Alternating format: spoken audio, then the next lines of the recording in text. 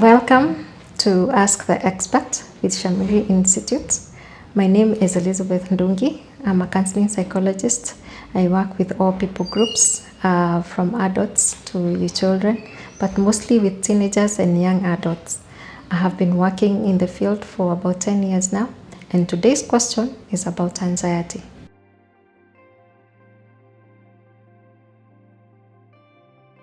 Anxiety, first of all, let's explain what is anxiety. Anxiety is a feeling of fear, intense or dread, where your body feels completely uneasy about a situation, and you will experience both mentally and physiologically, that is in your body.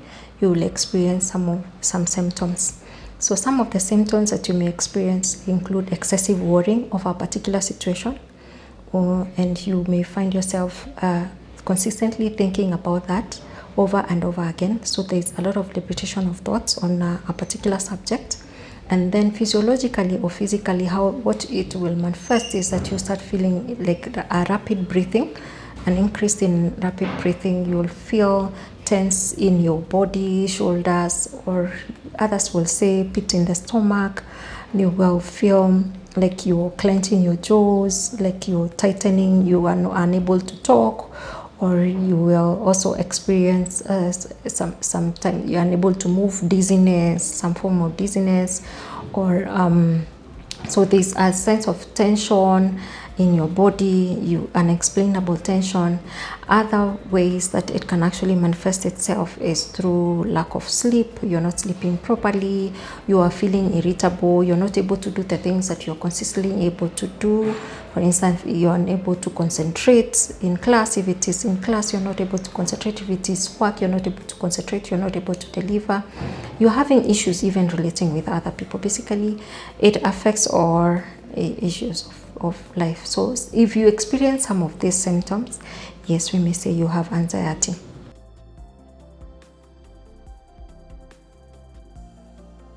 Anxiety in itself is not bad per se, because we are wired to feel feelings, to experience emotions. So when we see something that probably causes us to fear, we will feel some sense of anxiety. Now, if it becomes consistently that you are excessively worrying about this particular situation over and over again for a period of time, then it may become a disorder. So there are several disorders that are associated with anxiety, and some of the disorders that I will share, I will start with generalized anxiety disorder. That's the most common one. And generalized anxiety disorder is a disorder that it becomes a disorder because it's associated with excessive thoughts, that are consistent, and you keep hearing those thoughts of fear or dread or the uneasiness. They are consistent, and those thoughts are mostly negative, basically, and then the thoughts are accompanied with, the breathlessness, the lack of sleep, the irritability, the pit in the stomach, the tense shoulders, and all the symptoms that I described earlier. And they are consistent in all areas. So you're worried not just one particular thing. You're worried about, food. You are worried about money, you're worried about school, you're worried about every aspect of your life, and these symptoms continually exist in you for a period of like 6 months. So for it to be diagnosed, for it to be generalized anxiety disorder, the symptoms have to be consistent, almost on a daily basis, for a period of like 6 months. And then it has to be assessed within the office of a psychologist or psychiatrist. Yeah, so please, it's important to refrain from labeling ourselves to have GAD in case you have not. Let it be, at least it has been assessed within the office of a psychiatrist or a psychologist. The other one that is most common is panic disorder. So with panic disorder, what happens is that it causes panic attacks, and the symptoms are almost similar to GAD, but for them, the intense feeling comes quickly and rapidly, and the panic attacks, they happen within a period of like 10 minutes. And then what happens is that within that particular time, you are experiencing, the breathlessness and the tightness and the pit in the stomach, all of them at the same time. All these feelings are happening to you at the same time. So you're basically unstable. And then that within that period of time, it's about 10 minutes, then they can come to a place of stability. But then if these panic attacks don't just happen once, they happen, frequently, that is probably once a week, and you keep feeling the fear that probably something is going to happen again, or an attack is likely to happen, then we may say that it's a panic disorder. But if you experience an event or a traumatic experience, and for instance, if you find yourself you're in an accident and you feel that numbness, or you feel the fear, the dread, all that, and it only happens once and it doesn't happen again, that is not a panic disorder. Again, make sure that this is something that is identified or tested within a psychiatrist or a psychologist's office. The other disorder is phobias. Phobias are also a category of anxieties. This is where an individual has fears of an object or something or a situation that does not necessarily pose any danger. So you will find that there are people who have phobias of, the most common are for insects, crawling and insects, spiders, cockroaches, rats, there are those who say they have fear of heights. They have fear of public transport, for instance, because of contamination and all that. There are those who say they have fear of public places. That is like it's also called agoraphobia. Yeah. So the phobia is also a category of anxiety disorder. Now there are other anxiety disorders that are included whenever we psychologists talk about anxiety disorders, but they are usually treated on their own. That is post-traumatic stress disorder and obsessive compulsive disorder. Post-traumatic stress disorder, if I discuss that first, usually happens when probably someone experiencing a traumatic experience, and then those symptoms, they keep reliving the incidents, and the incident usually keeps on coming, like flashbacks, and they experience nightmares over the particular situation.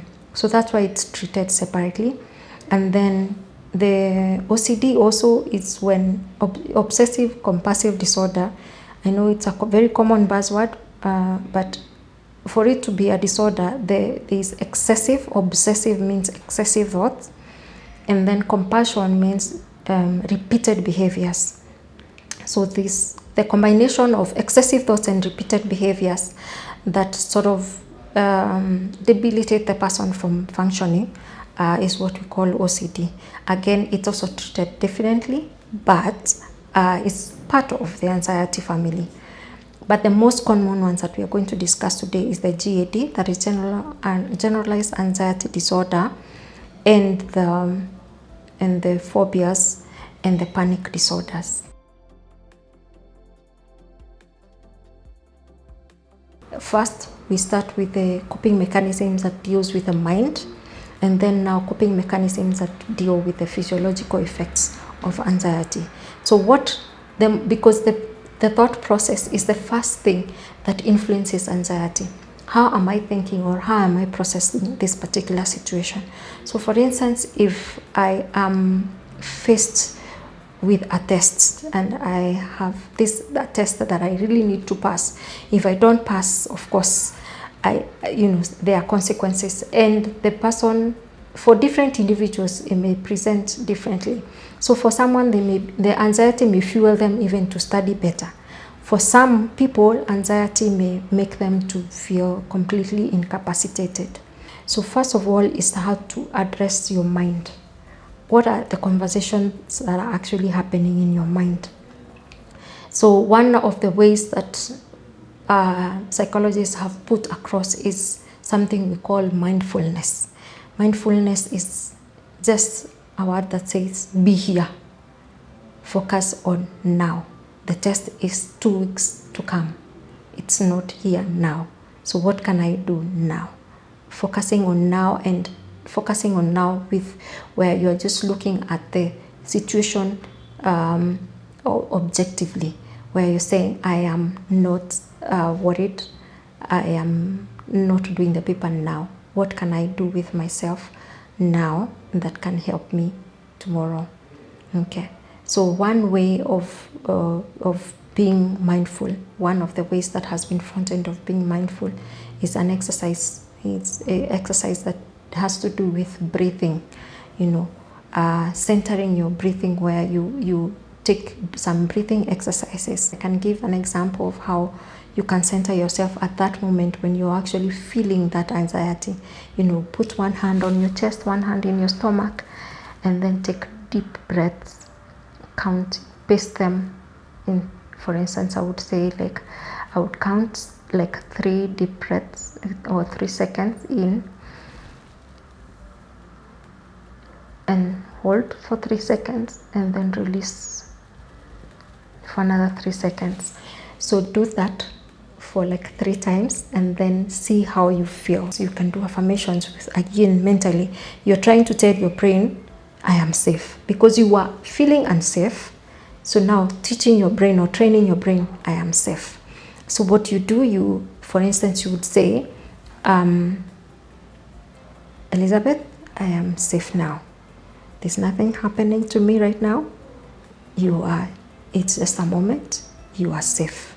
You're safe. You're worthy. Find whatever it is, whatever affirmations that you can find towards yourself. Consider the situation that you're in. Okay? And then remind yourself that you're safe. Another thing that is important is in terms of physiological and how you're feeling in your body. You could use, we call them grounding techniques. There are many grounding techniques. You can remove, if you're feeling unease and probably a teacher has come in and you're feeling unease, or there's something, uncertainty going on. You can remove your shoes from your feet and just step on the ground and just feel, make sure your feet are on the floor, and just be there and just let your feet feel on the floor. Another technique, grounding technique, that has also proven to be very, very common is the 5-4-3-2-1 technique. The 5-4-3-2-1 says 5 things that I'm actually seeing. What are 5 things? So you can take time with me right now and just probably look at 5 things that you're actually seeing. So for me, I can say I am seeing again a water bottle, I'm seeing a charger, I can see a pot of flowers, I can see a pen, I can see a camera. So those are 5 things. What are 4 things that I can actually touch? I can actually touch my blouse, I can touch my leg, I can touch my pen, I can touch my notebook. So 3 things I can hear. I can hear people walking, I can hear people talking, I can hear a car moving. What thing you can smell? What can I smell? I can smell the smell of perfume. I can smell this flower. Okay. The other one is what thing you can taste. I'm not eating anything, but probably I can taste the taste of a chewing gum, the last thing that I had. So whatever it is that you can taste, if you have a cup of coffee or whatever it is, or a cup of water, what is it that you can taste? That helps you sort of center you from the anxiety. One of the things that is very important in terms of anxiety and managing anxiety is that you need to find self-regulation skills, the skills that probably will help you with the there and now, and coping skills that will help you in the long run. There are some of the things that you can also do with self-regulation is you can walk away from wherever it is where you are seated. If you are seated somewhere, go to the sink somewhere, splash yourself some cold water. Regulation of temperature also helps very well in terms of managing anxiety and settling and bringing you to that place of calm. If you have social anxiety, if you're feeling, put something in your pocket that can be a safe object. I know of someone who had always had a sort of like a rounded stone in their pockets wherever they had a speech to deliver. And sort of that one helped them to calm down whenever they found themselves in such an environment. Besides, breathing, make sure that you don't just breathe when you're anxious. Make sure the practice of breathing is consistent so that you're not just breathing only when you're anxious, you're breathing when you're calm. That way it levels up your blood pressure and you're stable most of the time, not only when you're anxious. So making these things as a practice, it actually helps you in the long run. So some things that you can do is adopting ways that you can actually help with and reverting the moments of anxiety with something else. Make sure you have a notebook with yourself, or if it's a phone, make sure you have a note part somewhere in there where you can just be taking your thoughts in there. We call it brain dump, just pouring out your thoughts in there and then scheduling those thoughts to be discussed within yourself at a particular time. So that works also very well for in the long run, so that you're not just doing things for now, you're doing things even that are actually going to help you in the future. You could also adopt some exercises that are helpful to deal with the anxiety. So if you're feeling tense, how can you release the tension within your body? Is it running? Is it walking? Is it and then when you're doing that, you're also being very present with all those activities. You're not just walking mindlessly. You're walking thinking about your feet, your body, how your body is moving. It's also important to mention something before we close about the coping mechanism. Make sure that you when you're journaling, for instance, see the positive aspect of yourself, so that you're not, because our brains are actually hardwired to think negatively, unfortunately.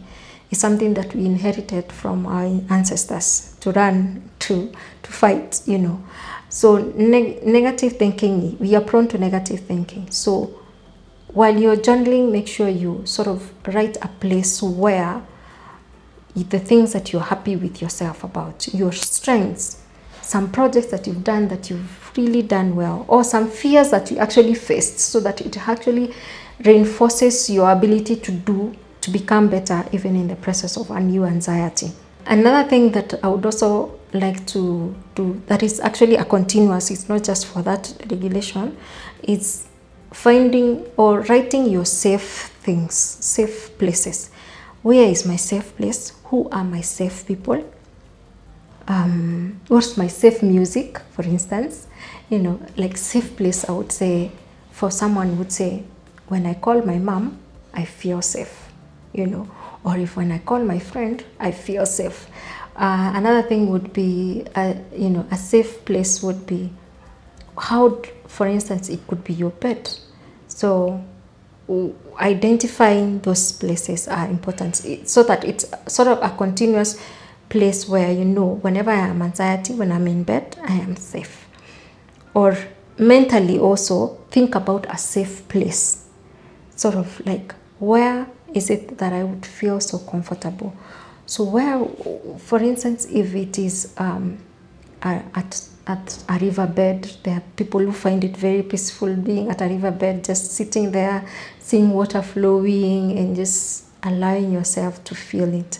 So is that your safe place? How does it make you feel? So he's trying to imagine that safe place whenever you find yourself, you are unregulated, then that is usually good. Safe music, for instance. Wake up, move to something, to the sound of music. It could be something that you like, that sort of reminds you of calmness. And calmness is variance to various people. So there are people who will feel metallic music is very calm to them. There are those who find jazz is, calm to them. Find your safe music. Yeah, find your safe place, find your safe person, find your safe music, find your safe memory.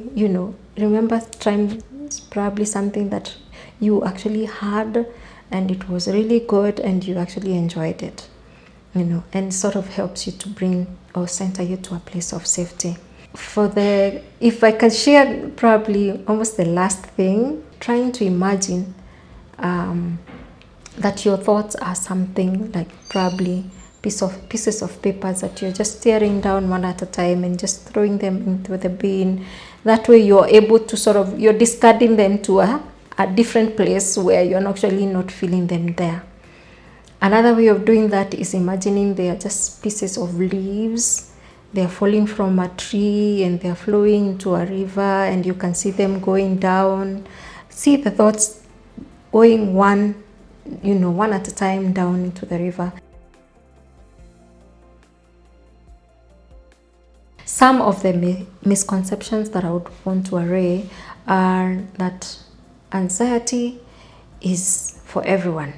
Actually, not everybody experiences anxiety. Some people may experience anxiety, some may not experience anxiety. And anxiety is not to be confused with stress. Stress is a very different, it's a response also to an overwhelming event. There are those who will say that when someone has been diagnosed with an anxiety disorder, it's not like it's not real. They are faking it. No, anxiety disorder is real and needs medical attention, needs psychological attention, and the person needs, especially the symptoms that I had shared earlier. If you're actually experiencing those symptoms consistently for the period of time that I had shared before, then make sure you see a psychologist, psychiatrist for help. There are those who assume that anxiety can only be managed through medication, psychotropic drugs, but not necessarily. Study has shown that, talk therapy, just having conversation and reframing the thought process of an individual has been proven to be very helpful. And the symptoms have been alleviated even just with talk therapy. Yes. Some of the misconceptions also would be that sometimes anxiety is depression. For instance, there are those people who say, oh, you have anxiety. Oh, you must, because the symptoms almost look similar, but they are very different conditions. Anxiety is intense feeling of fear. Depression, on the other hand, it makes you feel, inactive. You're feeling tired almost all the time. There's a lot of hopelessness, helplessness. For instance, if someone have experienced flooding in their environment, and they lose everything, that can cause a lot of anxiety. If a child, for instance, grows up in an environment that is dysfunctional, there's a lot of aggression or violence and all that, those things can contribute to anxiety. If the individual finds themselves in a conflict zone, for instance, there's a lot of conflict, and it's not just within the environment, it's sort of like a national conflict. Like, if I would say some of the things that are actually happening right now in other countries, those people may actually be living on edge, or they are uneasy. So yes, environmental factors can contribute to anxiety. When the excessive worrying and the excessive thoughts that are actually debilitating and actually making you not able to function like the way you should function. So if, for instance, you have an anxiety disorder, or you're experiencing anxiety, and that anxiety stops you from going to school, not able to study, not able to go to work, not able to have normal interactions with people, you are feeling on edge constantly, that you're not able to sleep, you are irritable, your mood changes constantly, and you are constantly feeling on edge, you're dizzy, you are basically not yourself, then it's definitely time to get to consult and seek the help that you need.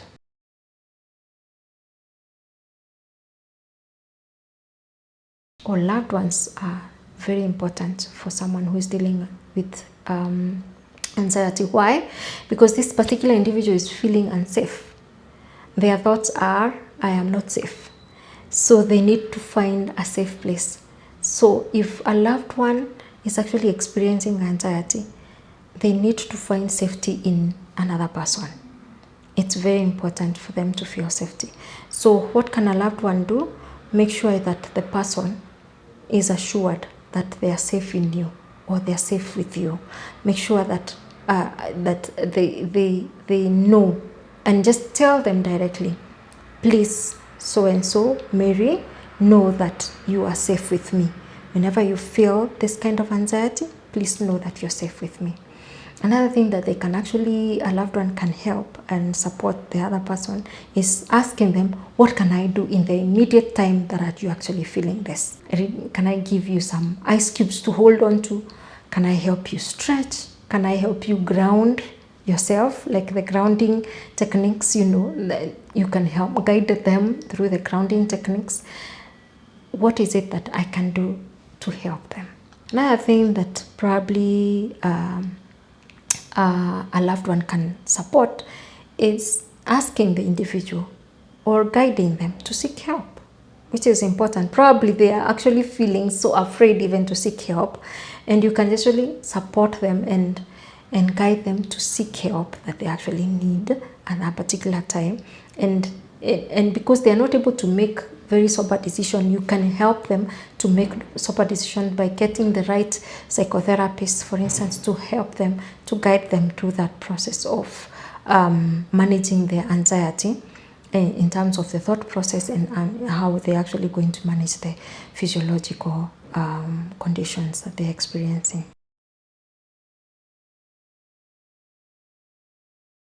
I would say that anxiety in itself is not a bad thing. It actually, sometimes there are people who have actually, there are those athletes that you will see in the field, probably when they're just about, especially those people who do 100 meters dash, they have to sort of build up the anxiety because it builds up the adrenaline to sort of help them run faster.